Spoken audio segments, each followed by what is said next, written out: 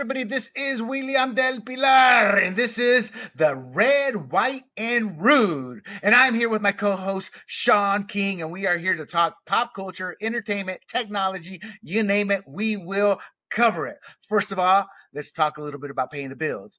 You can go to Grumblings Media to find not only this podcast, but other podcasts such as our Fired Up, which is our conservative podcast, our Free for All, which is our libertarian political podcast, and Big Questions with Big John, where he interviews everybody from philanthropists to academia.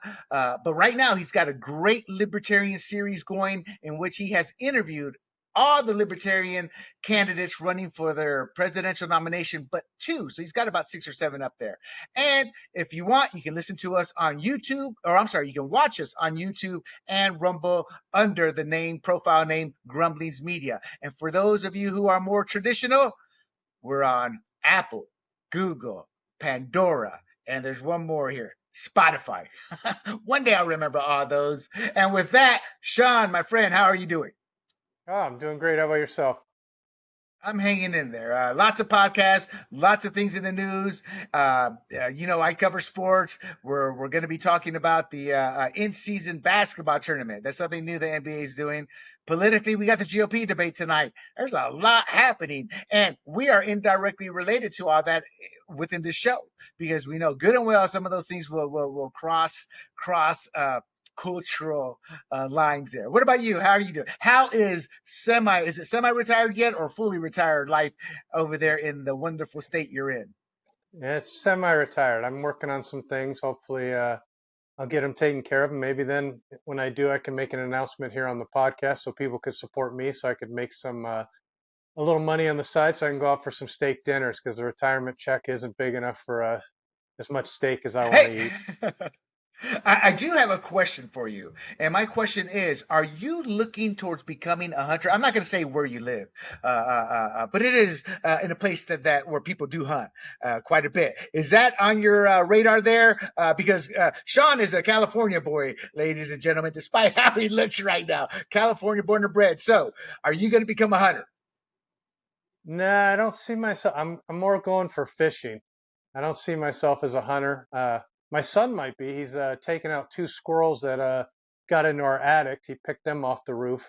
So he might be the hunter in the family. I might go for more fishing. I did it when I was younger, and there's lakes within a mile of me, so that's what I should probably take up. I went fishing down in Puerto Vallarta years ago. It was my first time going deep sea fishing, and we caught a big fish right away. For the next 2.5 hours, not one damn bite. I'm like, I'm never gonna go deep sea.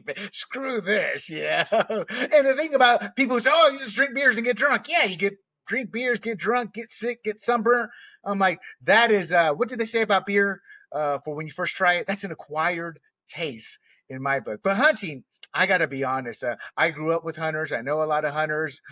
And it's the same thing with MMA. I just get squeamish to not that it makes me sick or I faint or nothing. I just, if I want to eat my meat, I'll go to the grocery store. If I ever have to hunt my meat, then I'll deal with that. It's same thing with MMA. It's like to me, I can watch boxing all day, Sean, but when it comes to MMA, to me that just throws violence exponentially up 100 levels because there's no gloves and people don't understand. I did training with Sean. I remember putting those gloves on versus a punch. It's night and day, isn't it? Yeah, I love MMA, so if anybody wants any info on that, maybe that's something we can put out there later is more MMA stuff. There you go. Well, let's get to it, my friend. Let's get to it. We've got 3 big topics. We were kind of like all over the map last week with Elon Musk and the advertisers. We kind of went purely political. But what caught Sean's eye was Elon Musk telling the advertisers, and I'll just repeat it. You got kids cover the ears, but he told the advertisers, "Fuck off." And we're going to talk a bit about how that came to be and what's happened since and go from there. We're also going to talk about, let me get this, Tommy Vext. Is that the individual? Fascinating Y- story. yes, he was formerly the Yes. lead singer of Bad Wolves. He just had a new album come out. We're going to discuss how he's putting that album out and marketing it. And finally, we're gonna close it out with what's that show called? King Charles. That's not the full name of the show. The full name of the King Charles. That's right. King Charles is a new talk show that pits Gayle King and Charles Barkley, and we're gonna talk about how well it did, what the reaction was, and what it encompassed. So let's get down to it. Sean, as I just said, Elon Musk has been told the advertisers to bleep off, and he said that for a reason. Since he's acquired Twitter, which is now X, he's been attacked because Twitter before Elon was pretty much run by leftists. They were censoring conservatives and white Americans and Latino Americans and even Black Americans who were speaking up with the lies they were pushing, and the lies were being pushed by a lot of Black supremacists, high powerful Democrat elitists, most of them white. And I bring those up specifically because it's a two-pronged attack they're using. And when Elon came on board, he kind of gave equality and conservatives had a voice. And since then, let me know if you agree with this. I believe they have attacked him with lies, trying to say it's now an outright platform, how it's racist, how it's this, how it's that. And in my eyes, no, it's just very equal. A Black supremacist can't come and attack me, and I can't say anything without fear being censored and taken off Twitter. Now I can fight back. Am I right or wrong on that take? And with the premise, before we get into the heart of what happened to Elon? Well, he's getting attacked. I knew it was coming because when he released all those, as they said, the Twitter files, proving that the government had sent emails to them to censor certain stuff. As soon as he released all that, I knew he was going to be in the bullseye of the left. And Elon has said pretty much he's not even really right, but he's not so far to the left that they consider him right just because he's not that extreme. Just anything to the right of the extreme left, and he gets attacked. And we had talked about him last week, and then as soon as we did, he went on this platform interview show with who happened to also interview the Disney CEO. So that's why it was even funnier that he told them to F off. And did you hear that, Bob? Because he was referring to Bob Iger of CEO of Disney, who's likely either backstage or in the audience.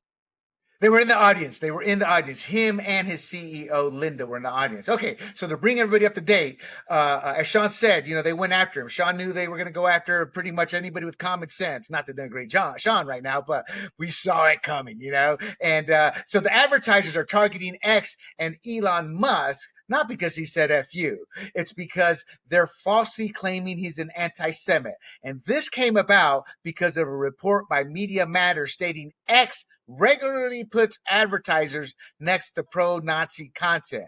And they're also saying this is Media Matters, and Media Matters is a liar, is a site that just routinely lies. They've actually been forced to retract some of their reports. So sometimes you have kids there. Sean, this is how it works. I've seen it firsthand. The inmates running the asylum, they'll post something without the bosses knowing, and it's a complete lie, and they put the company in hot water. So we'll find out, because I'm getting ahead of myself, but Elon's taking legal action against Media Matters. Media Matters also said that Elon has given the platform to anti-Muslim bigots, white nationalists, and anti-Semites, and which is another lie. Right now, the left is painting an Islamophobia lie right now with the Hamas-Israel war, but there's been no attacks of note against Muslims. But there's been attack after attack after attack after attack, and threats after threats after threats against Jews. There's no Islamophobia. It's kind of like the racist claims. If there's so much racism, why have over 100 hoaxes from colleges, campuses, and around been exposed? If there was so much Islamophobia, we'd see more of it. So getting back to Media Matters, do you think it's a good move by Elon to sue them, or do you think it's just going to be a waste of money? The courts will side with them. I mean, what would Sean do if Media Matters is responsible for you losing potentially up to $75 million a year in advertising?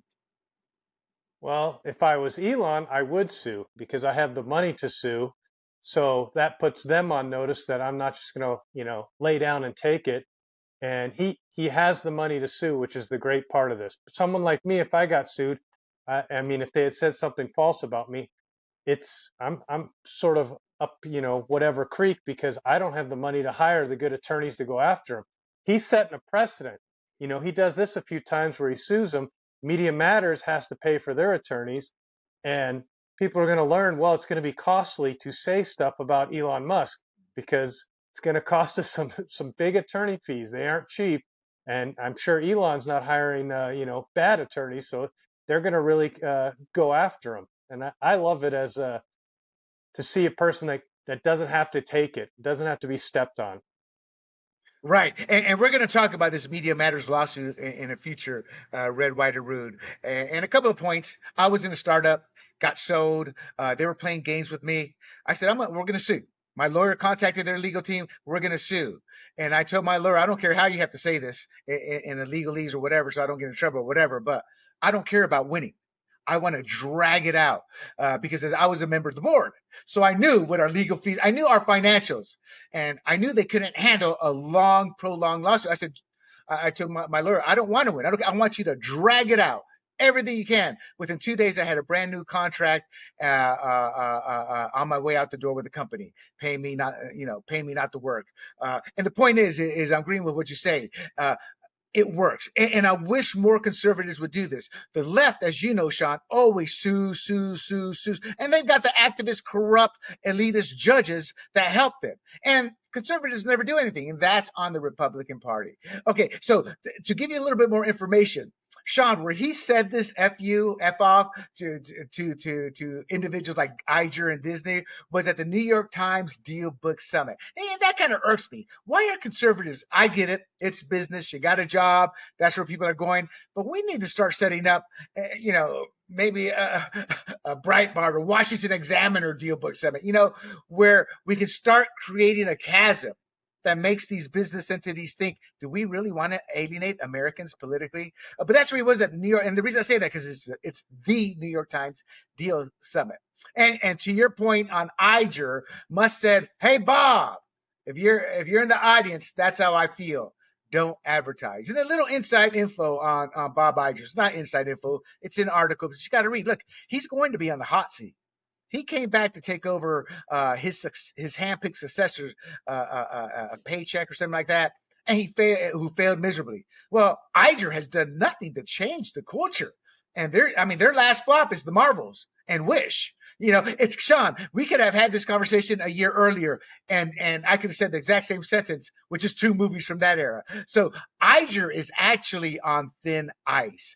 So while he may be having fun with this, his job is on the line. However, these guys at that level, those golden parachutes tend to be in tens of millions. Okay, so they also felt his affirming tweet was anti-Semitic. And what do I mean about anti-Semitic? They saw the Media Matters report, and then another tweet came out, or a tweet came out that he said this is absolutely true. And what the tweet was saying is, hey, to you Jewish people in America, these people who now want to genocide you, do you in, these are the same people who you were siding with. And along with some of the Jewish groups attacking whites in Western cultures. And I've seen those tweets firsthand. He was absolutely right. Well, they're trying to paint that as being anti-Semitic. What are your thoughts on that? Taking a blatant lie and just running with, taking a truth and just creating a lie out of it. It's what the left does. We'll talk about how Elon decided to fight back. But in your mind, what would you think is a right way to fight back against something like this? Well, I think what he's doing is the right. It's going to be costly, but it's the right way. He's doing what we typically don't see people do. He's sort of said of an apology saying, hey, this isn't, wasn't anti-Semitic. I'm here to help people. But he's also saying, if you think it's anti-Semitic, screw you. Then don't advertise on Yeah. my thing. So that's what I love about it. He's, sort of apologizing, but not really. And then making a stand that if you don't like what he said, if you don't believe what he said, then stay off my platform. And he's got the support of Linda Yaccarino or Vaccarino. I always mispronounce her name, but the CEO of X, and she's a nut job herself. She's a leftist, so I'd like to be a fly on the wall when those two meet, because she probably deep down, if she wasn't working at X, would be wholeheartedly behind Iger and his cronies. You know, so to repair his image, what he's doing is he has publicly said the current advertising right now from X, all that revenue and the subscriptions that they get will go towards the war in Gaza for support and to help individuals, hospitals in Israel, and the Red Cross. In essence, he's giving his advertising money away. On the negative of all this, Sean, real quick, he's arguably given, depending on what day, the world's richest man. And the one thing I don't like of what he's doing is he's putting his company at risk of going under and doesn't give a flip about his employees. He's got employees there who rely check to check. There's kids there, So maybe he's talked about this. Maybe there's a fallback plan, but that is one fear I've had. That's an elitist attitude. Screw it. If the company goes under, it goes under. Now, he said that, and God bless him. It's his money. It's his right. But God won't be blessing him, if he does that. There's always karma to pay back. So I am concerned about that. Musk, and continue his rehabilitation. I digress for a second. I apologize. But continuing his rehabilitation, he went to Tel Aviv. He met with the Prime Minister Benjamin Netanyahu. He also met with President Isaac Herzog. And more importantly, he met with the families of hostages, and hopefully he gave them some kind of extending hand that provides financial hope for some of those people. So you said he's doing it the right way. Any more input in regards to him using all the advertising money to help Israeli hospitals and the people there, as well as going to Tel Aviv to meet everybody one-on-one? I think that's about as good as you can get in terms of trying to rehabilitate your image. What do you think? Yeah, I mean, I don't think he really had to go to that extreme to rehabilitate his image. I mean, obviously, if the Prime Minister of Israel is meeting with you, he didn't think your tweet was that bad. Exactly. So that right there says something. And to cover what you previously said on your point about it, the business going under, he talked about that in that same interview where he told the F off, and he said, we'll let the people decide. If the people decide, they don't want this, advertising money to go here, then Iger and them, you're responsible for X going under because you didn't advertise, and then you can answer to the people. But I don't think it'll get to that. From what I've been reading, a lot of people have increased their advertising contributions to X because of what was said. And I've read plenty of people saying, "Hey, I'll subscribe for the $7 fee to help money." So I think it always ends up going the opposite way of what people think. They think all this money is going to disappear, but all it does is get the opposite side of the group to just give more money. No, I get you. I thought that was a weak platitude he gave. He was trying to defend himself. He seemed caught off guard in terms, when somebody says something and as soon as they say it, they regret it. That's what I got out of the FU comment. Because he was really stumbling around in that conversation trying to find his words. So I think the conversation got out of him, got away from him, but the perception of him telling them the F off has kind of made him a hero. With the people who he needs to support him. So it kind of worked out. And with that, we will be following up on this because Elon Musk does have the negative connotation of, not negative connotation, X has the potential of losing 75 million annually in advertising. And with the Media Matters lawsuit, we're going to bring you up to date on that in a future podcast. The final question before we move on to Tommy Vext. What's the end result? I read this in an article, and I wholeheartedly agree. I think it's fruitless. I think it's effortless. It doesn't matter what he does; they're going to keep going after him. This has nothing to do with anti-Semitism. This has nothing to do with Islamophobia. This has nothing to do with white supremacy. This has nothing to do with black supremacy. This has everything to do with the corporations working alongside a progressive government in power right now, and when they're not in power, working with the Democratic Party to crush our ability to have free speech and to continually push more global narratives. Now, people, you may think, oh, it's conspiracy theory. It's not. How much crap do we get from overseas in terms of our products, our services, our goods? How much do we form out? Our communications. I can talk to Panama now at no cost. We are a global world. They want every country to operate within that perspective.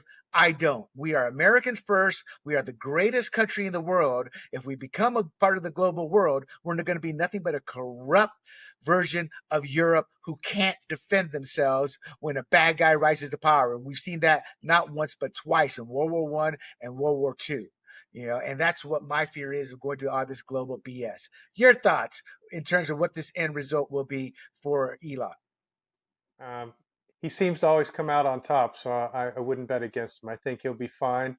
He's loaded rich, which helps in any battle like this, so I think he'll be fine. X will be fine. The way he's going about it seems to be the right way. Sue him and stand up for yourself.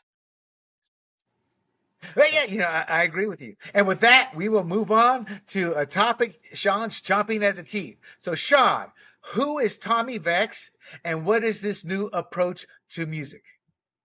Well, Tommy Vext, most people might know him as the former lead singer of Bad Wolves. I saw Bad Wolves.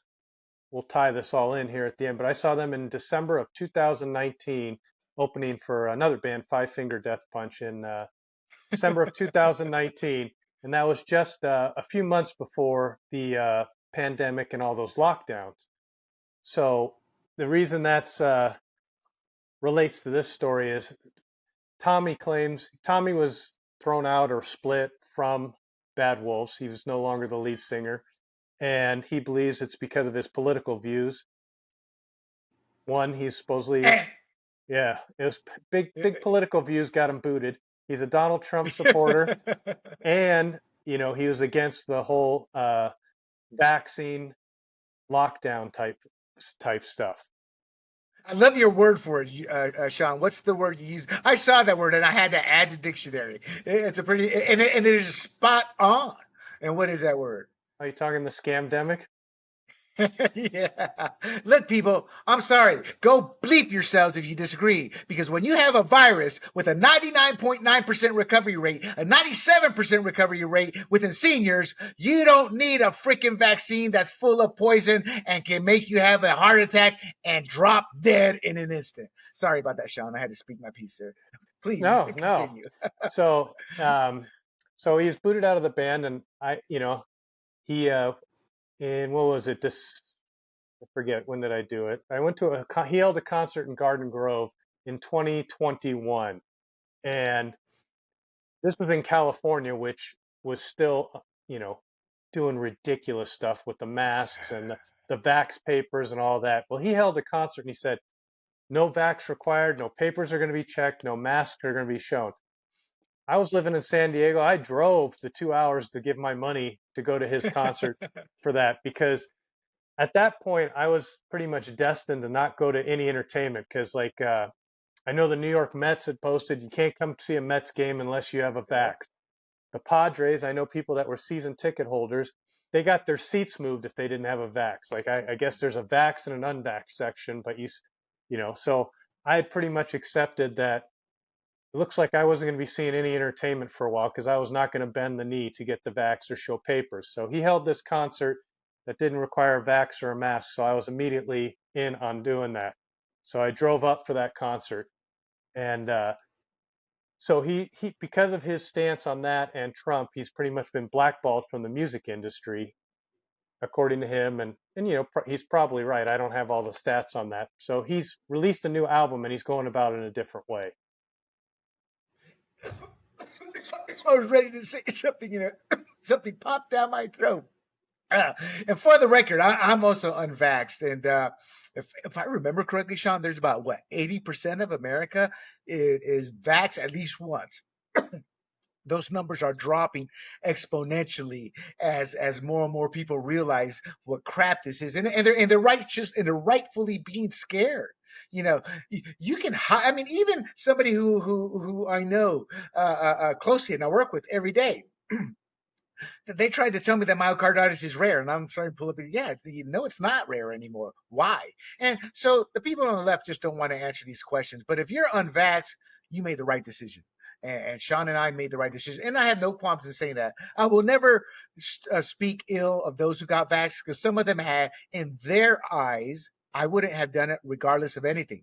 But in their eyes, they felt they had to do it. And when you've got 3 or 4 kids to support, and you're living check to check, or you live through your job, or whatever reason, a lot of people felt they had to get vaxxed. Do you agree with that, Sean? I mean, I won't talk ill of people who were forced to do that, but I don't agree with them. I will never tell them, but I'm like, you had no cojones when push came to shove. And my final note before turning it back to you is less than 10, only approximately 10 to 12% of the people when the Revolutionary War started agreed with the war. At its height, only 40% of people agreed with the Revolutionary War. Do we just keep repeating history here? Well, to answer your question about the people who didn't get it because, did get it because they're going to lose their job, or they did, you know, whatever their reason was. I'm not going to speak ill about them, but they all. I have many of them come up to me and go, they have regrets on taking it and are shocked that Mm-hmm. I stood my ground on it. Because I know people that That's took it right. just to go because they wanted to go on a cruise or they wanted to travel. Mm-hmm. And I was dead set on, okay, well, I guess I'm not getting on a flight. I guess I'm not going on a cruise.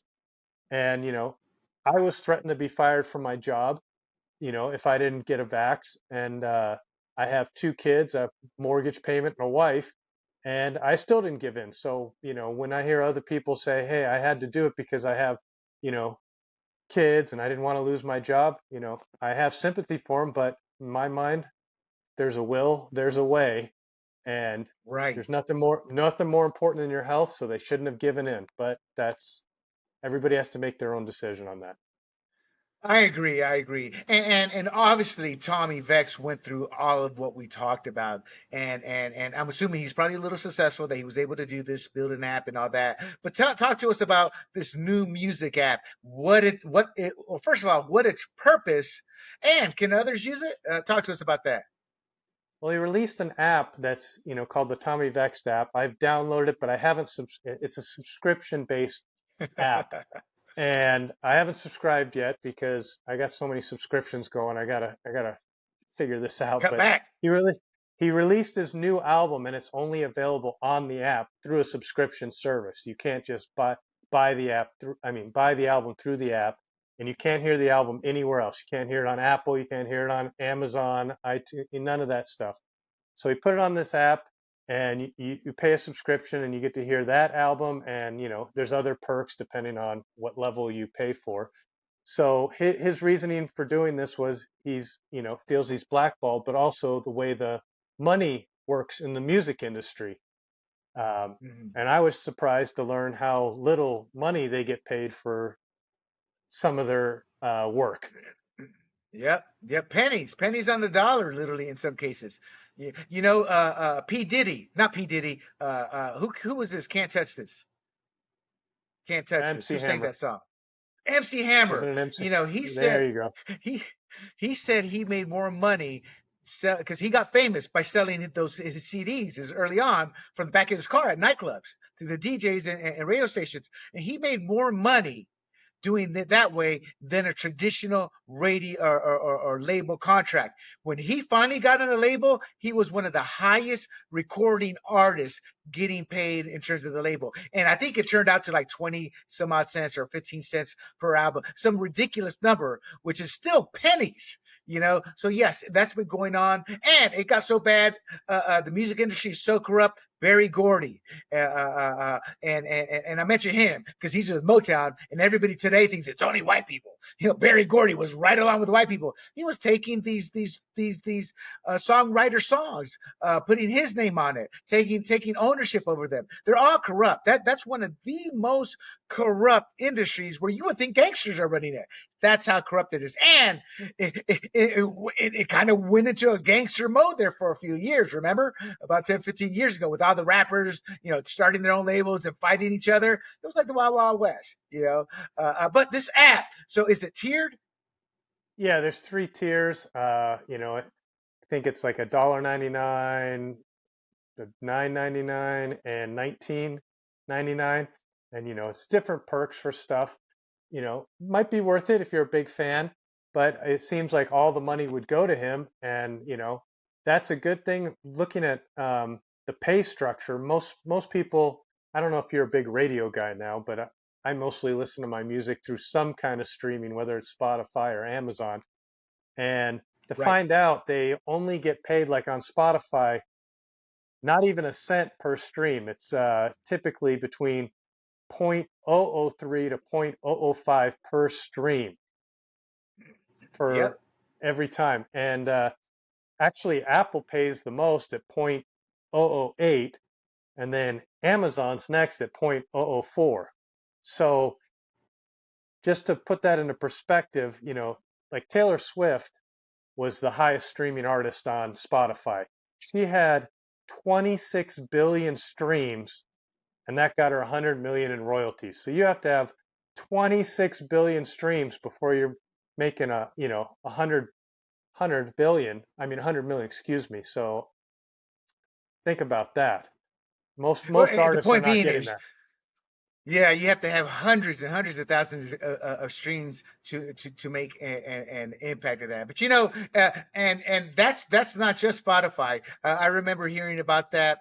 That's literally across the board, and it's changing. I mean, just for example, in Amazon, you no longer get free music. I can't, my playlist of 300 free songs is no longer free. So it's starting to change. But Sean, it's been like that since the dawn of modern times in the music industry.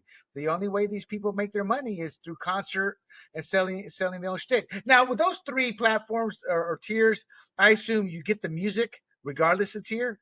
Do you know? Yeah, th- that's where I had a little difficulty understanding. It says access to his musical library, and it had that for all three tiers, but from the second and third tier on, it said access to the new album. So I don't know if the first cheap tier only gets you access to all the previous music and not the current album. I guess I'll have to Well, write him and ask him. I would say probably not, because when you think about it, an album is what, 15, $16 now. So that $1.99 probably doesn't even cover costs. So that's kind of the intro. But even at $9.99, that would, if you get the album there, that seems like a fair deal. And there's gonna be a lot more niche people like Vex, but they're gonna have a loyal fan base of people who are gonna be able to support him throughout their lifetime. And I think he's getting there. Now, why do businesses like this? I think the answer is self-explanatory based on what you say. I'm asking, why do businesses like this? But what's he doing? Rather, the way he's in what he is doing. Why will other businesses like this model? Well, looking at how little they get paid and how little control they seem to have over their music, this, I mean, I'm rooting for him just because I'm a fan of his music and a fan of him. So I'm hoping this turns out well for him financially. But then if it's financially, turns out well for him, then other artists are gonna go this route too, because they have a loyal. I I have his fan base here. Say he has 178,000 followers on Instagram. His biggest following's on TikTok, 410. There's other artists that have millions, Mm-hmm. and the fact that they're getting pennies on the dollar when, in fact, they could just do a subscription service for their album and get the whole amount and not have to split it with, all these other people. I think it's other artists should be rooting for him if they want to help even up the money problem. They want him to be successful because then they can pursue this avenue.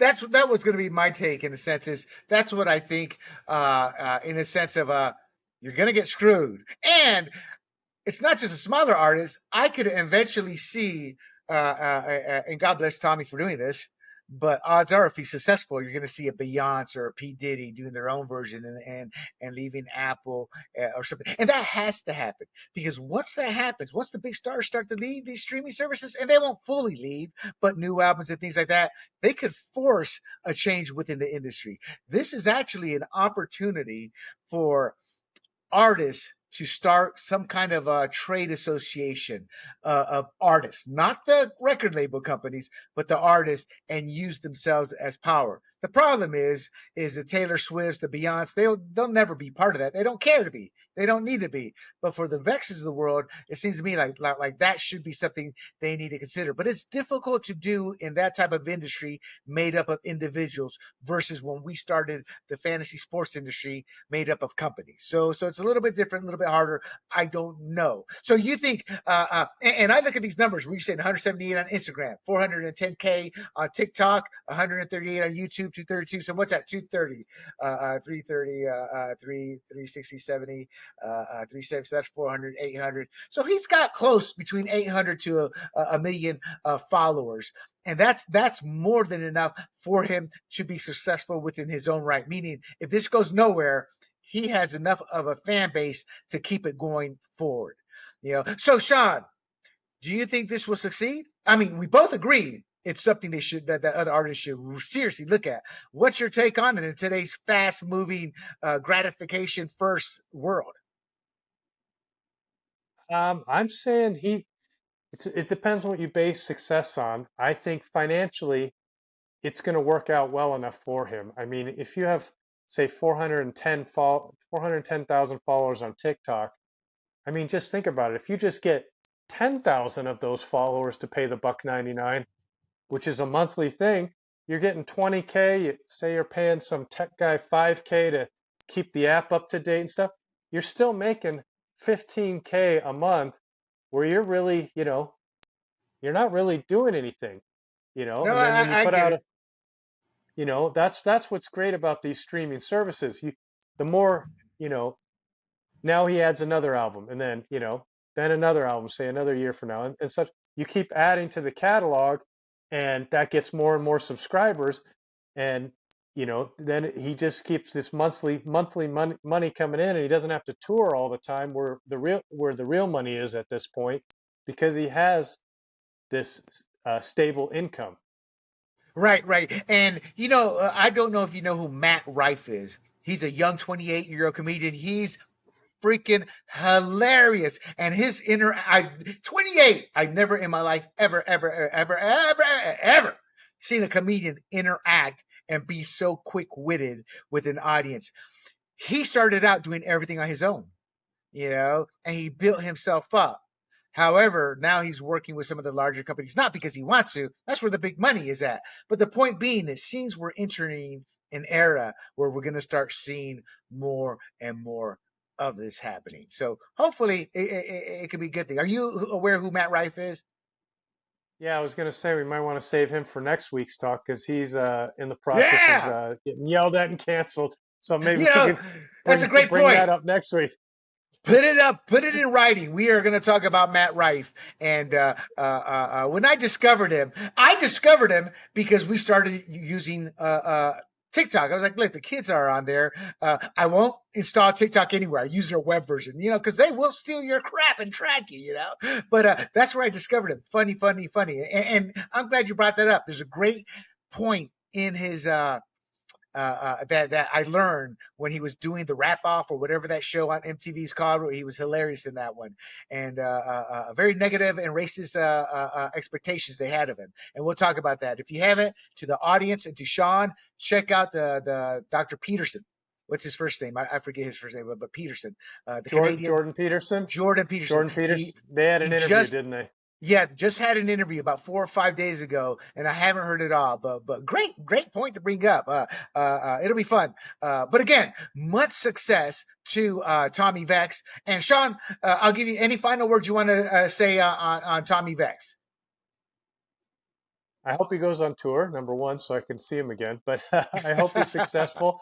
Uh, I was happy to, I'd like to thank him for being on social media during that whole scamdemic thing and not bending the knee and, giving the rest of us, some motivation not to bend the knee either. There So you go. all the There you success go. to him. Okay, so I love talking about new shows that come on networks. Whether I no longer watch cable. We don't have it. We have Hulu. I'm lying. I do watch cable, but we watch like Discovery Channel. I don't watch any of the cable news shows unless that's the only way I can go watch a debate or something of that nature. But I do track how their news shows because I know there's going to be a point eventually where the boards of these corporations are going to go, what the bleep are you doing here? And with that, let's talk about CNN's King Charles. And that is the new limited series with Gayle King and Charles Barkley. And for those of you who aren't aware, Charles Barkley is an NBA superstar. God bless him, man. I hated him as a player because he talked so much trash, so much crap, had no respect for anybody. He was just your bad boy, Chuck. So I was happy he never won a ring.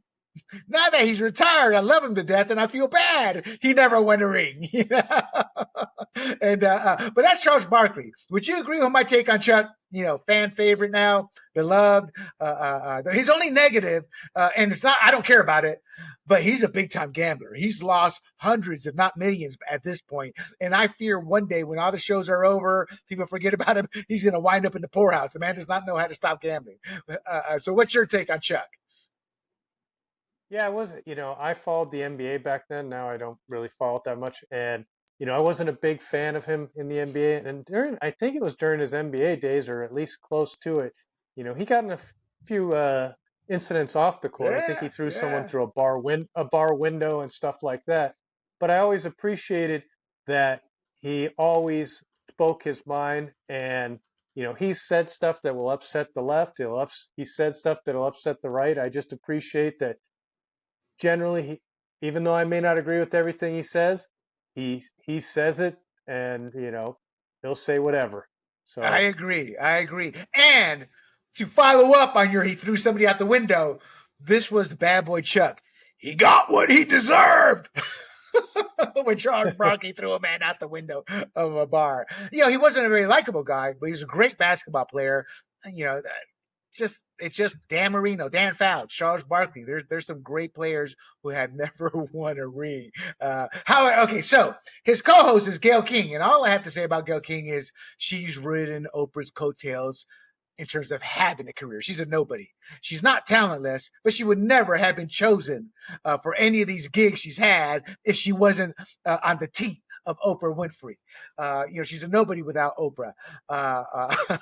And this show, moving on, I'm sorry, Sean. I'm not saying agree with what I said about Gayle King. That's my take. What's your take of Gayle King? What do you know about her? What do you think of her? Pretty much all I know is that she's a friend of Oprah. I don't follow her any other way. That's all I knew. Yeah.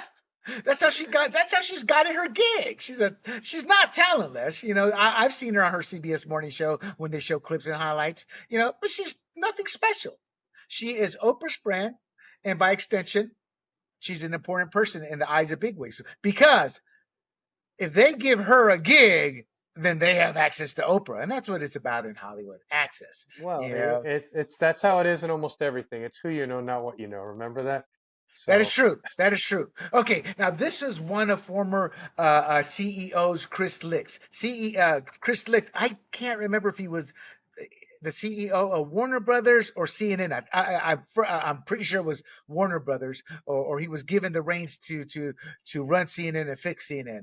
I don't have this in any of my notes, but I do remember one of the thoughts that I had of Chris Licht was, and let me hear your point when I say this, is Chris Licht didn't change anything. He made a lot of superficial changes, but the only way you're going to change a cesspool like CNN is by firing the faces of CNN. Lemon, who's the Vanderbilt guy, Anderson, all those, and he didn't do it. All he did was move things around, but he came in, and all the media, he's going to shake things up. So he didn't do any of that.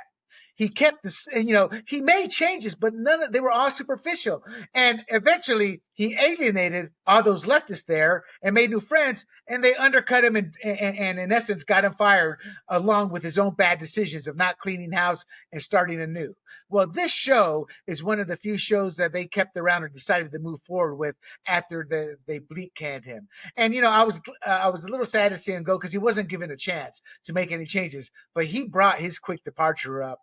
He brought all that on himself. This show, King Charles, is a weekly show every Wednesday night at 10 p.m. Eastern, 7 p.m. my time here in California. It's a limited series expected to run through the first quarter of 2025. Sean, do you think it's going to last through 2025? The first quarter? Well, there's been many shows that have sucked on CNN that have made it a long time. So, I've looked at I've seen posted ratings of some of these CNN shows, and if it was those ratings on any other network, those shows would have been, gone a long time ago. But they stick around for, I don't know, forever. Well, that's what I mean. For punishment. That's what I mean. Eventually, the board's going to go, what are you doing? We're not paying you to lose money. You've been losing money for 3 years. Now, I've been saying that for years, and it's been over since Obama got elected. We're seeing it's been in this same old crap. But that said, change, everything's cyclical. So it's a show that's based on news and culture, kind of like what we do. We just do it better. They're just being paid six figures to put out crap, and lie. We're going to get to the lies here in a second. Sean, well, they even went old school. I'm sorry, go ahead. I was just going to ask what was their viewing audience for this show? All right, so 501,000 viewers. This is CNN, a worldwide network. And we're stuck. We're stuck being forced to listen to them in the airport. So encompass all that. 501,000 viewers. And granted, overseas people, I'm not stupid. It's a different CNN, but not in the airports in the U.S. So 501,000. And in the demo, and for the audience, what the demo is 25 to 54. I'm a marketer. Here's the truth. The reason the demo starts at 25 to 54 and 54 is the number they've kind of added on. It was like 25, 35 first, or the premier demo. So some of these numbers have grown in terms of what it encompasses. But the reason they want the 25-year-olds and the younger audience, let me give you the beer example. Sean, do you drink beer? Not anymore. Oh, when you did, what was your favorite beer? I had gone on to probably Newcastle or Guinness. I was probably drinking a decent amount. All right. Sean's a wrong example. I'll give you me as an example. So when I drank beer, I always drink Corona. Just always drink. I was not going to change. I liked the taste. Thought it was light enough. Didn't blow. For whatever reason. So and I was in my late 30s, 40s by then. Maybe a little bit younger actually. Actually, I was younger, in my late 20s. And the reason they covet that audience is before I got the Corona, I tried this beer, I tried that beer, I'd had that beer. What beer's on sale? Happy hour beer, whatever beer, I'd buy it. My mind wasn't set yet. And that's the importance of the demo. And CBS has actually changed that up because their audience is all old and they've been going with that audience because it gets in the most viewers and you see it in the advertising, But the point being is that's incredible. They got 139,000 people. Again, a national show. And I just said that about 25 to 54. You know what their median age is, Sean, for that show? No, why don't you tell me? It is 67 for the 10 p.m. slot. So the key demo is 25 to 54, and they can't even hit it. In their defense, a 10 p.m. slot, Fox is 68, MSNBC is 76. So, hey, King Charles brought in the younger crowd, baby, 67-year-olds. It's just kind of silly. I didn't think old people stayed up that late. How are they getting that many viewers? I don't know, but ever since I was a kid, I always viewed 11 p.m. as that's usually the hour everybody hits bed. Some of the diehards will stay up for the local news, but after that, network television is over and people decide to yawn. But you're right, absolutely Right. Now, they even have a call-in number for viewers to leave voicemails. It's a completely woke show, and part of their goal is to bring in Black Americans and to bring in youth, and it's to feed them with indoctrination, to feed them with pop culture lies, and we're going to get to that in a second. And again, I'm not putting words in Sean's mouth.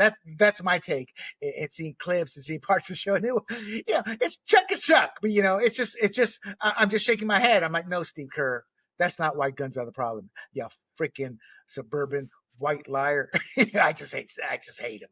Yeah, I do, because he is a racist against Muslims in China, because he condones the slavery that they're going through to make a buck. The only color he cares about people at the end of the day is the color green. Now, this 501,000 viewers and 139K demo, it's the smallest audience of any of CNN's primetime debuts, which goes on with Sean and what he was alluding to earlier.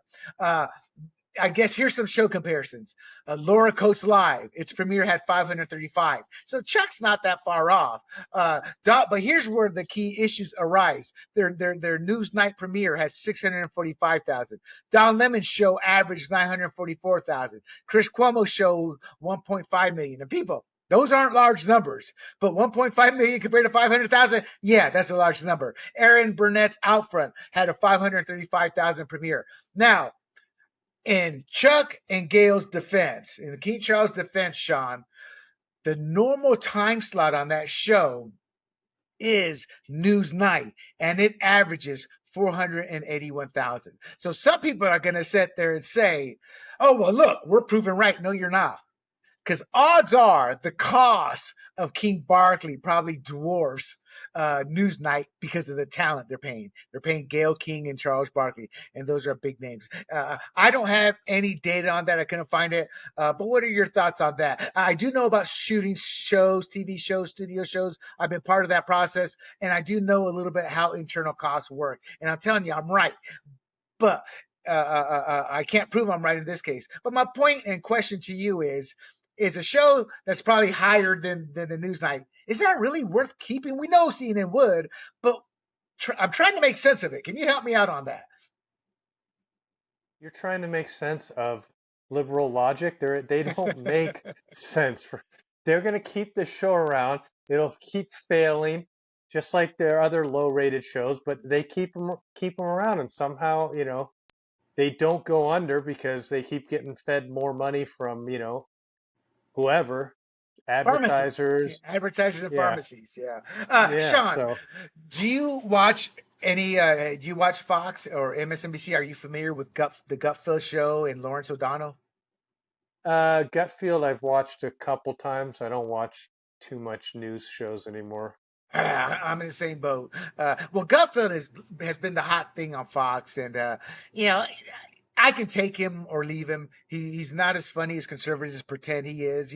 People tend to pump up people on their side. We don't have a lot of funny comedians on our side outside of Matt Rife. But Gutfield is killing it in the ratings. Gutfield's late night show, 10 or 11, beats out the late night show host rate. I mean, the Tonight Show, late night with Steve Corbell show. I don't know the titles of formal titles, but Jimmy Fallon, Steve Corbell, and Jimmy Kimmel. Gutfield beats him, and the reason that people don't understand is he has a limited audience. You have to pay to get Fox. Now, it may be a tier 1 where you're paying for it, but these 3 late night shows you get free on your network television. He has a much, much, much smaller audience by millions, and he's beating them. He has 2.2 million. He even gets 241K in a demo. And the lowest rated show on all of Fox News that doesn't air before 6 a.m. attracts more viewers, an average of 801,000, than CNN's top rated show now of 741,000. And, Don Lemon and Chris Cuomo had to go. Those were probably the 2 most popular with Cooper Anderson or Harry Anderson. I'm kidding. Cooper Anderson. But their heads became so big, they kind of forced CNN's hand. But I didn't realize until I started doing research, they lost a good chunk of not advertisers, of viewers when they canceled those two shows.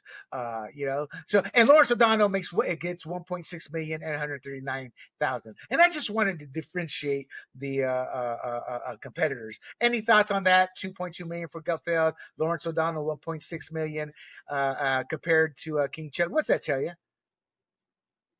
Well, it tells me that that's what is that, three? Wait, I got to do the math. But even the lowest show is still getting three times their ratings, their viewers, excuse me. So, I haven't watched, I don't even know who the Lawrence O'Donnell show is, but at 1.6 million, that's three times what King Charles is the show is getting. So, and I'm pretty sure King Charles and Gail are getting paid more than Lawrence O'Donnell is. Yeah, and Chuck isn't. I say Chuck. I say that endearing because I don't know him, but that's how I view him today, Chuck. I think Charles Barkley did this just for the money. I mean, I think his views tend to be more conservative than liberal. I think he would proclaim himself. He's like Emmett Smith. Emmett Smith is a liberal in his mind, but when you actually talk to him, all his values are conservative. Again, that's part of the indoctrination of America. They don't even understand what the difference is in values. And my point being is, I think this is just a money grab. The show I don't think fits his style. I don't think he belongs on CNN. I think he's better off somewhere else.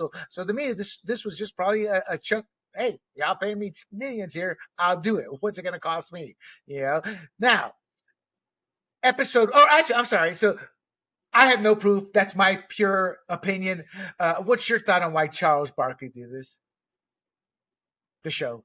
I don't know. He gets plenty of airtime on. Is it TNT still carry the Yeah, NBA? yeah, yeah. Yeah, Oh, it's a phenomenal show. Phenomenal show. Yeah, and I mean he's loved on there. So I don't know why he decided to do it. I don't, how much money do you need? And then, your reputation at a certain point, if this show bombs, which Yeah. so far it looks like, then, that hurts you in trying to get other, television stuff down the road. People aren't going to take as big a bigger risk on you. You have your gig at TNT. I think you should have been a little more selective, but what do I I know? agree. I agree. No, we both know. That's just it. It's just we're the minority in common sense right now in this country, and that's because of the power of public school indoctrination. I'm going to digress here. I just can't resist. Public school indoctrination. I have a friend of mine from El Salvador, Sean. I had lunch with him right before the pandemic started. And he wasn't stressed, but when we started talking about this subject, he got angry, not at me, just at the situation. He has a kid in elementary school. He says he walked in for a parent-teacher meeting, and he's a devout Christian. A lot of Latinos are Roman Catholic types, and he fell along those lines. He said, William, all the stuff on the walls, how the teacher talked to me. He goes, she didn't like me. Because he was defending him and his beliefs and didn't want nothing to do with that. But my point being is that's where it starts. And that's why when I say Sean and I are in the minority here, along with other conservatives, the power of indoctrination is so strong, so powerful. It turns lies into truth. I mean, look at Nazi Germany. I'm not comparing today what these people to Nazi Germany. I'm comparing the philosophy and strategy and how the Nazi political party took power, and that's what you're seeing right now with the Democrat Party. Hey, the anti-Semitism we're seeing, the separation of blacks from whites in safe spaces now. Martin Luther King is rolling in his grave. But my point is that, like I said, I was going to digress there for a moment. That's the power of public school indoctrination. Back to King Chuck. Now, King Chuck being the NBA superstar he is or was, and now the superstar talent. He is a Chris Berman basketball, as Chris Berman was the football over at ESPN. So he got Steve Kerr. Steve Kerr comes on. He just starts lying about guns. He's supposed to be talking about the Hamas Israeli thing. Well, the man pushes it on. Now, again, you want racism, you want Islamophobia. That is Steve Kerr. Steve Kerr does not care that the NBA is enslaving Muslims over in China to produce their NBA gear. So I don't care what he says. He's a bigot, a closet racist, and he is part of the straw man you're following, or not straw man. You're part of the morons you're following. Now he comes in, lies about guns. The show defends a rapper because of skin color and political ideology, not evidence. They continue to push the false narratives about Donald Trump. They spread more George Floyd lies. We now know George Floyd did not die at Derek Chauvin's hand. He died from, oh my God, I'm trying to blank here. But he did not die from Chauvin. What did he die of? I can't remember. Do you remember, Sean? Well, I know he had a lot of drugs in his system. I'm sure there was that and probably heart failure, but I don't really. I just know that info's coming out that it wasn't suffocation or anything from the supposed knee on, you know, him. Yeah, yeah, and the news did not report that. Because it's better to keep the narrative of hate going. Hate's a powerful emotion that enriches a lot of people. So then Shaq called in terms of some kind of phone prank, but not even the great Shaq, because he's another beloved. He's probably more beloved than Charles Barkley is. He called in. So it was just a big fail, because all it was two different faces regurgitating the same CNN propaganda lies. Now, the fan reactions. Have you had a chance to see some of those fan reactions? No, but after hearing, some of this, maybe I should have watched the show just to get a good laugh. But no, I Yeah. didn't. Well, some of the fans are saying the show didn't impress even their core fans. There's mixed reactions. Some people thought it was flat out boring. They thought Chuck, who loves to talk, dude, the chemistry on their NBA show that Charles has is just incredible. Him, Shaq, Kenny, and Ernie. And that's how I know them. I know their last name is just not coming to mind, but that's how they refer to themselves. And they can literally finish each other's sentence. So the fans didn't see that on this show, because this type of show is extremely scripted, and that's probably why they didn't like it. Some asked, why was this show even done? And that was my question. It's like, why? It's like, I get it. You're on the right path, trying to bring pop culture into CNN. I get that. I'm all for that. But I questioned this, how they did it. And some people are playing the race card. No, you just hate it because they're saying that. And Charles Barkley and Gayle King. Look, I admit, I went in there with the thought, I probably won't like this. I probably won't care for it. It's a CNN made product, and it all held true. But I gave it a shot. If you read my articles, whether they're sports, pop culture, I will defend the point. Like, in their defense, this is why. And there's none of that. It's just a terrible show. Your thoughts on trying to bring pop culture to the political scene? Because we're kind of doing that. So I would think you kind of agreed to a bit. But let me ask you this question. If you and I were in a meeting brainstorming, and I said, Sean, we got to bring pop culture to CNN, what kind of show would you think of? Well, I mean, our show, of course, but I don't want to be on CNN. But no, they did. I think you can bring a show like that. It's just the reason the show's going to fail is, who they have hosting it and the guests they bring in, and how there has to be a certain interaction. What were the old entertainment shows? Entertainment Tonight, and E had their own shows. So you can bring pop culture and have a successful show, but I don't think Gayle King and Charles Barkley are those people to bring you that. He's got his niche. It's sports. Keep him in sports. I agree. And with that, we will let Mr. Sean King, not the Sean King you're thinking of, people, have the last word. You know who I'm talking about, Sean? They call him Talcum X. Sean King is a so-called black activist who has a lot of white in him. Probably he doesn't know who his dad is, or he won't reveal it. And he's like half white, portraying the "I'm all black." And he's raised millions, and he's become rich off of his scam. But they call him Talcum X, and his name's Sean King. And every time I see your name, it will never end till the day I die. I think of Talcum X. you know. Is it spelled the same way? No, I believe. Hold on. You are AU, aren't you? No, no, you're I'm a W. You're W. AW. I think he's AU. I think he's AU. Yeah, see, It's a common there we go. name. I mean, there was a quarterback for the Bucks named Sean King. Yeah, I do remember him. Yeah, so it's not an uncommon name. All right, guys. I want to thank everybody for listening. Sean and I are new at this, but we're starting to tighten down the hatches, being more on point, and we appreciate your patience. We hope you enjoyed us talking about Elon Musk. We're going to continue that in another episode. We hope you enjoy the fact that you learned about a new app. You learned how the music industry works. I'm always surprised that most people don't understand that. And I hope you enjoyed our review. I guess it was kind of a review of King Charles, wasn't it, that we gave it? Well, mostly your review. I luckily didn't sit through that. There you go. And with that, the final word, do not forget, you can check out this podcast at Grumblings Media, along with our others, Big Questions with Big John, Free for All, Fired Up, and Points on the Board. You can also view this at YouTube and Rumble under the profile name of Grumblings Media. Traditional podcasters that don't want to look at our beautiful faces, our beautiful mugs. We make women swoon. Nah. You can hear us on the traditional podcast stations of Apple, Google, Spotify, and Pandora. Do not forget, we can't do this without you. So if you listen to this podcast, please share it. That's how we will grow. And with that, thank you for listening to Red, White, and Rude. And for Sean and myself, until next time, we bid you adieu.